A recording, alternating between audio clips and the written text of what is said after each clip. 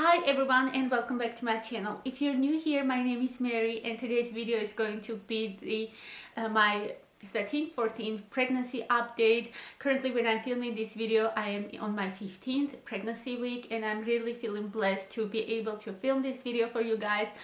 A lot has happened during the last 2 weeks, a lot of scary things and if you're easily disgusted by some stuff, please turn off this video, watch something else that makes you feel better, because a lot of scary things happened, as I told you, and I am going to talk about them and they don't look really nice, but the good news is I'm still pregnant and baby is doing fine.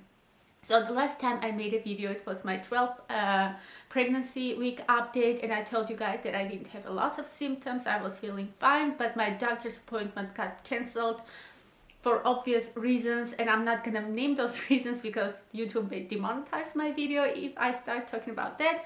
But I was okay with that because I was feeling fine and I saw that my belly is growing. The only thing that made me nervous was the fact that I didn't see the baby. I didn't know if the baby was still developing, was still doing fine. Of course that was a bummer, but I couldn't change it. I thought staying at home and being safe is more important than running to the skin if I don't have anything going on.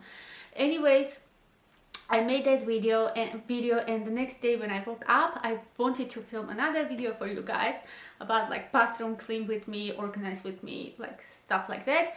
And I did not feel really good that day, but I forced myself to film it because I had to clean the bathroom anyways, and I wanted to declutter tons of stuff, so I thought it may be a good idea to do that and motivate you guys. But I didn't even make halfway through it, I started feeling really bad. So when I went to the toilet, I saw that I have been spotting. I didn't get like a panic attack, or I didn't like pay to that much attention because I've been spotting on and off during this whole pregnancy, and I know that when I start spotting I have to just lay down and relax. That's the only thing I could do. And the next thing was that I ran out of my hormones and I didn't have a prescription to it, and my doctor's office was closed. But I figured out as I passed the 12th week, these hormones are not gonna do anything anyways, so I just laid down and relaxed. So I relaxed, I stayed in bed that day, I stayed in bed the next day, and I was still spotting. And on Wednesday when I woke up, I had horrible headache, so my husband forced me to go out of the house like for a small walk. We walked like 2 hours, but like for fresh air, so I will get enough oxygen and it would help my headaches. But I wasn't feeling fine and I had a little bit pain like around my back and belly, like a little bit like a pressure, not a pain but a pressure. So when I came home, I went to the toilet and then I saw that I started bleeding, and bleeding fresh blood, not like red, brown, dark brown blood, but like fresh red pinkish blood. And that was the like a signal for me that I have to go to the ER. And you guys, I'm telling you, this is the perfect time to go to a hospital now. Like everyone is going crazy over there, no one knows like the patients. The hospitals are divided into 2 parts, they're all overloaded with people. The nurses, doctors are overwhelmed and really stressed. But I had to do what I had to do, and I chose a small hospital. I didn't go to my favorite hospital, like favorite, because it's like one of the best hospitals over here where I got Audrey as well. And I know they have a really good staff and they have really good equipment, but they were the first hospital who had like majority, 80% of the infected people. So I didn't want to go there to avoid the infection, like to avoid the stuff. I went to the smaller hospital, who is also a favorite hospital for pregnant women. I thought I would be in good hands, so I went there, and My husband was not allowed to come with me. He had to stay outside, so he took Audrey and came home because I knew I had to wait in the ER for a while. So afterwards I got to the doctor's office there, and she made a scan and saw that the baby was doing fine. Like, I was searching for that heartbeat.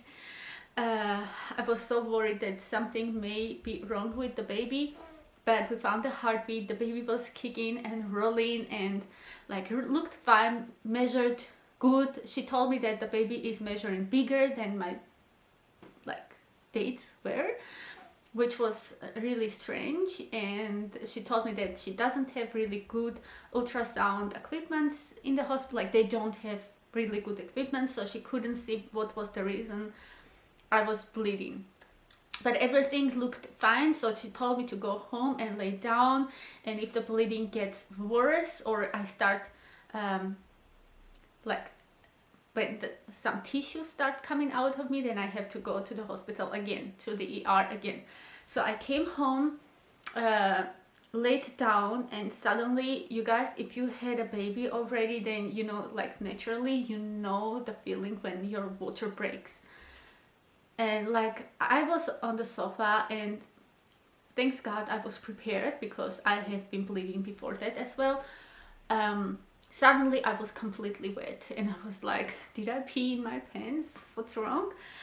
I ran to the toilet, and then I saw that I'm completely red, covered in blood. Everything was in blood. The whole toilet was in blood, and I could feel like how the blood was splashing out of me. Like, it was such a horrible bleeding. I have never experienced that kind of bleeding in my life.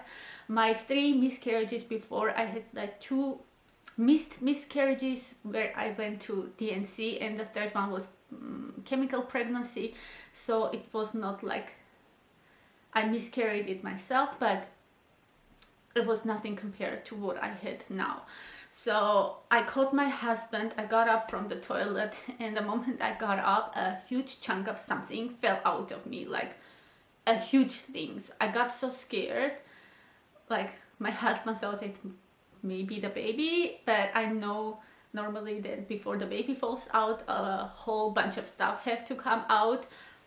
So I took it, and then I saw that it has been blood. It was just the blood, thanks God. So that was the point when I told my husband we have to pack my hospital bag and rush to the ER, because I knew I'm not gonna come home that day anymore. I was just bleeding so heavy. So we grabbed the first thing that came into our mind. Audrey was standing next to me. Of course, I had to stay calm as much as I can, not to scare her off, because she is old enough, she gets everything, she understands everything, and she was asking me all different kinds of questions about the baby, how's the baby doing and stuff. So I couldn't really concentrate what I'm taking with me. I packed like the first thing that came into my mind, like underwear, pajamas, toothbrush, toothpaste, and I rushed in because I thought my husband, if I forget something, my husband can bring it afterwards, but that was wrong.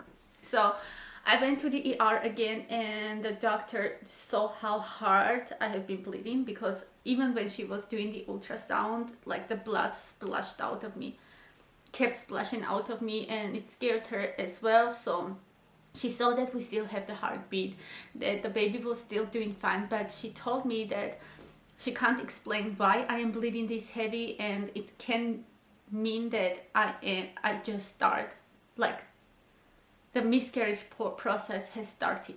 So she offered me to stay in the hospital in case I start miscarrying. They can rush me through to the DNC, because I was already in my 13th pregnancy week, or I may go home and just see if I start passing the tissue. I have to come back and go through to the DNC. But as it was like 8 o'clock in the evening, I thought it's better, first of all, to stay in the hospital, because I didn't want to go through a miscarriage when Audrey was at home. We couldn't get any help because the times are crazy, obviously, and I didn't want to wake her up in the middle of the night and take her to the hospital again with me. I just wanted to avoid that kind of stress. The second reason was I ran out of my hormones, and I knew if I stay in the hospital, they can give me like substitute, which is called ULTRASOUND. I don't know if you know that medication or not, but it's like a progesterone as well, and it helps the baby to stay in the belly. I knew that they can give me that, just the doctor there was not allowed to prescribe me anything. Only my doctor's office is allowed to prescribe me, was allowed to prescribe me something if I wouldn't stay in the hospital, and my doctor's office was obviously closed. So that was the second reason why I decided to stay in the hospital. But I knew if I stay there, the next day I had to have my first trimester scan, which I obviously could not go through. Like, I couldn't be there. Of course, we canceled it. So I stayed in the hospital, and I stayed in the hospital for 4 days. I don't want to go through a lot of things, but basically I didn't have any essentials with me. Like, I forgot my towel, I forgot my hairbrush, I forgot slippers, stuff like that, and my husband was not allowed to bring that to me, so I had to borrow a towel from the hospital, like a small disgusting towel. But I was still thankful that we at least had that option. And the doctors and nurses were overwhelmed. All the patients were all in one station, and the second station was closed for the people who are infected.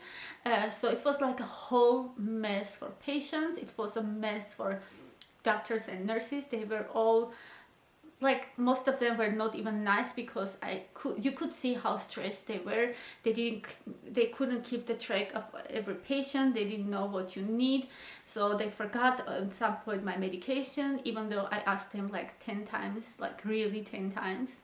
Then they forgot to give me my medication. They forgot it anyways. So on the third day, I think it was the third day, the doctor came to me again, like for a normal morning checkup. And I asked her, like, what's wrong with me? They ran a blood test, they took a urine test, and I never got an answer to that. She was like, you have to rest in bed and stay in bed, blah blah.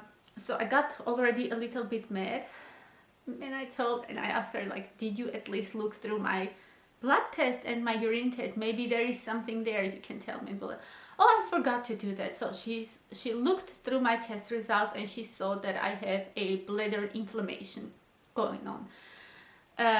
Cystitis. Something I knew already for 3 months, and I kept telling to every single doctor that I have an inflammation.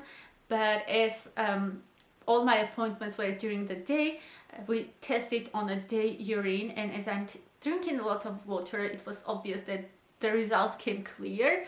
Like, no one could suspect an inflammation, even though I had all the symptoms. I had the pain when I was going to the toilet. I was running to the toilet every 10 minutes. I couldn't sleep through the night without rushing to the toilet all the time. And I had like pain already on my back, like around my kidney, and on my belly, like lower part of my belly. So I wasn't really surprised when she said that I have an inflammation, but she was really surprised and like felt even sorry that it's like 3 days I'm in the hospital and they didn't even see that.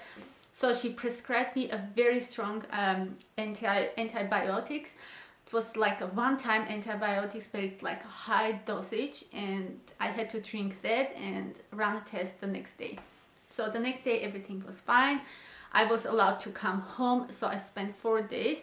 I came home with a spotting. The bleeding was gone already, and thanks God I did not miscarry. We made an ultrasound, and ultrasound looked fine for the baby. The baby kept growing, and like on this ultrasound she said that I fit to the weight that I am. Baby is not bigger like the other one measured. Okay, I was like, it's fine, but still I didn't get any answer why I was bleeding. Like, I don't know till now. So I came home Saturday evening, and on Sunday when I woke up, I started bleeding again, like again. It was not that heavy as the first time, but it was still like a period, getting a period. So I did not go to the hospital anymore because I already had my pills, and I knew that the only thing they can do is put me into bed. They told me themselves, if I start miscarrying, there is pretty much nothing they can do. They can only rush me through the surgery and do a DNC, and that's the only thing they can do. and the bleeding may come because the baby has some kind of problems that they don't see. So I don't know where the bleeding came from, but I started bleeding on Sunday again. On Monday it stopped. Now when I'm filming this video, it's Saturday. I am still bleeding, like not bleeding, spotting. So it's already 2 weeks that I have been spotting, and I have no idea why. On Friday I went to my normal doctor's office. They were opened already and they took me. The baby was still doing fine. My doctor had no idea why I have been bleeding, but the only thing she could do was to get an appointment for me in the same clinic where I had to get my first trimester screening done. Now I have to they have to run a blood test and see if the baby has any kind of chromosomal problem. I think they are checking on 5 chromosomal defects on that test, but they can't do any scan anymore because it won't show anything. So that's a bummer, but I think it's okay as long as I know that the baby is fine. I am trying now to think positive and like not think that maybe baby may have some kind of chromosomal defect. I really hope that this baby is healthy. I got really connected to this baby, and I can't imagine me going through a miscarriage, and like we are living in such a scary time now. I don't know if I got over emotional. That's why I started bleeding. I could hardly I'm a person who is not that emotional and can hold herself in her hands or control her feelings, but somehow I lost that control over my feelings. I got too emotional. Maybe that was the thing, that stress and everything that's going on, that I started bleeding that heavy. But it was good that I stayed in the hospital. I turned off my phone, not the phone but the internet. I didn't talk to anyone. I didn't read any news, and I felt how relaxed I came home, like really how much it did to me. I really feel better now, and I don't really look into my phone anymore. I don't want any kind of social contact, any kind of news, anything. I just want to spend this time with my family. The only thing is I have like a mom guilt now, because as long as I'm bleeding or spotting, I have to stay in bed. And I notice if I start moving around, the bleeding gets a little bit heavier. So I can't really spend a lot of time, like I do spend a lot of time with Audrey. Obviously my husband works all the time, so Audrey is by me the whole day long, but I can't play with her the way I would love to play with her or do the activities.